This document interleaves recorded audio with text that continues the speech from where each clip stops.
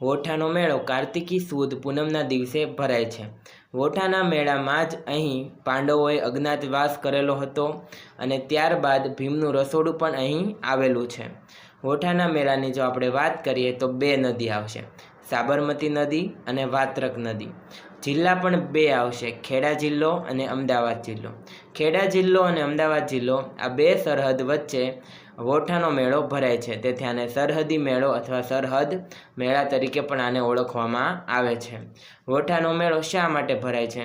તો કે પ્રાણીઓની લેવેજ માટે, જેમ કે ખર, ખચ્ચર અને ગધેડાની લેવેજ પણ થાય છે।